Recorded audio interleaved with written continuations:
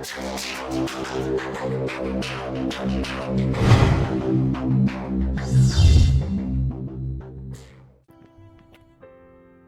cerita sejarah tentang Tan Malaka. Pada awalnya, Ibrahim atau yang dikenal dengan Tan Malaka adalah seorang pemuda desa di Desa Pandan, sekarang Kabupaten 50 Kota, Sumatera Barat. Seperti pemuda-pemuda asal Minangkabau lainnya, pada waktu itu ia tinggal di surau sejak usia 5 tahun dan mempelajari ilmu agama, bela diri, pencaksilat. Ketika usianya 11 tahun, ia mendaftarkan diri ke Quake School, sekolah calon guru di Fort de Kock yang sekarang bernama Kota Bukit Tinggi. Setelah 5 tahun di Quake School, ia akhirnya diterima di Sekolah Kejuruan Guru Kerajaan di Kota Haarlem, Belanda. Dari sinilah ia belajar banyak soal filsafat ekonomi dan sosial, fenomena ekonomi yang berkembang begitu cepat di Eropa. Kembali dari Eropa, sosok yang dijuluki Fajar Merah Indonesia ini menjadi guru bahasa Melayu. Di sana, ia melihat secara langsung penderitaan kaum buruh. Fakta inilah yang membuat Tan Malaka bergabung dengan Indische Social Democratische Vereniging atau ISDF atau Perkumpulan Sosial Demokrasi Hindia Cikal Bakal. Pada tahun 1920-an dari Sumatera Utara, Tan berkelana ke Jawa. Di sana, Tan membangun sekolah untuk anak-anak masyarakat Islam. Ia mengubah ruang rapat menjadi ruang kelas. Buah semangat dan pemikirannya ia salurkan melalui pendidikan. Tan dalam tulisannya di Dari Penjara ke Penjara mengatakan, dalam 1-2 hari saja, saya sudah bisa memulai dengan kurang lebih 50 murid. Sekolah itu terus berkembang, bahkan ketika Tan Malaka pergi dari Indonesia. Perjalanan dan penyamaran Tan Malaka menjadi buronan Belanda. Hampir setengah hidupnya ia habiskan dengan bersembunyi. Tan berpindah, membentuk gerakan bawah tanah, dan membuat nama samaran agar tidak tertangkap. Selama menjadi wakil Komintern untuk Asia Tenggara, Tan tinggal di Tiongkok. Di sanalah ia menulis konsep bangsa Indonesia di dalam buku yang berjudul Nat dari Republik Indonesia. Karena inilah Tan Malaka disebut sebagai Bapak Republik Indonesia. Dalam bukunya, ia menulis ramalan tentang situasi politik internasional antara Jepang dan Amerika yang menyebabkan Perang Pasifik. Setelah 16 tahun setelah buku itu dicetak, Perang Pasifik yang membuat gejolak Perang Dunia pun terjadi.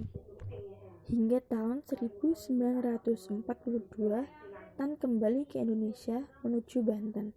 Kemudian ia berpindah kota ke Jakarta. Kemerdekaan Indonesia telah berkumandang. Ia pun mulai membongkar penyamarannya 1 minggu setelah Indonesia merdeka, saat ia bertandang ke rumah Ahmad Subarjo. Pada tanggal 9 September, sekutu mulai mendarat di Jakarta untuk melucuti tentara Jepang, dan pada tanggal 15 September terjadilah rapat raksasa di lapangan Ikada yang sekarang disebut dengan Monas. Popularitas yang tinggi serta jiwa revolusioner membuat Tan diusulkan agar dimasukkan ke pemerintahan pada tanggal 24 September. Popularitas yang tinggi serta jiwa revolusioner membuat Tan diusulkan agar dimasukkan ke pemerintahan. Dan pada tanggal 24 September, Ahmad Subarjo mengundang Soekarno, Muhammad Hatta, dan tokoh politik lainnya untuk bertemu dengan Tan Malaka. Tan mengatakan pentingnya memberi penerangan kepada rakyat tentang perjuangan Republik Indonesia. Pada masa akhir 1945, Belanda perlahan demi perlahan tiba di Indonesia, tapi Syahrir beserta Soekarno dan Hatta memilih jalan diplomasi. Tan dan juga Jenderal Sudirman merasa gemas kepada kabinet Syahrir yang tidak lantang mengatakan ke Belanda bahwa Indonesia telah merdeka. Pada tanggal 4 Januari 1946, Tan Malaka dan pendukungnya membentuk kelompok Persatuan Perjuangan. Karena dianggap terlalu lembek terhadap Belanda, lahirlah peristiwa 3 Juli 1946, kudeta pertama dalam sejarah di Indonesia. Kelompok Persatuan Perjuangan berencana menculik anggota kabinet Syahrir.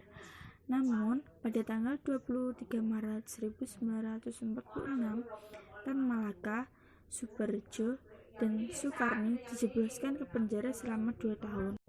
20 Juni 1946, Syahrir, Menteri Kemakmuran Darmawan Mangunkusumo, dan beberapa tokoh kabinet berhasil diculik oleh oposisi.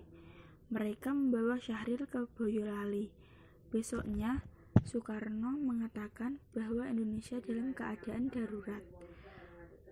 Melalui siaran radio, menuntut pembebasan Syahrir dan para menterinya.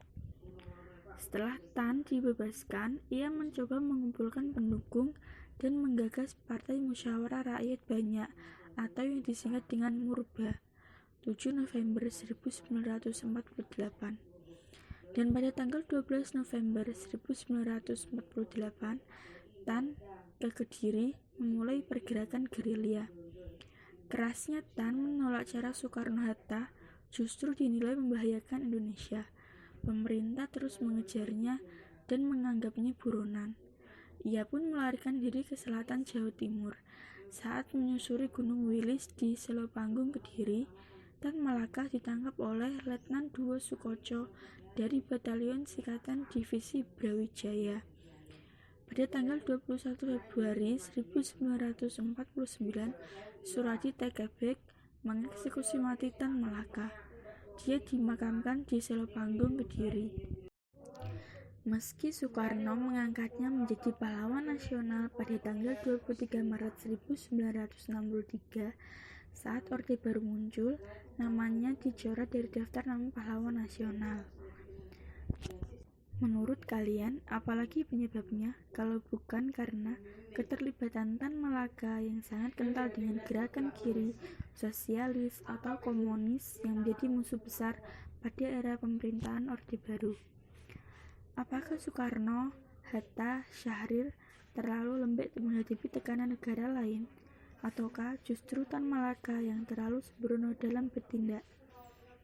Apakah Tan Malaka salah mengambil langkah dalam paham ideologi politik sosial komunis? Terlepas dari itu semua, setiap perjuangan mereka patut kita hormati, karena bagaimanapun mereka adalah founding father of Indonesia yang telah mengabdikan seluruh hidupnya untuk mengantarkan seluruh rakyat menuju kemerdekaan.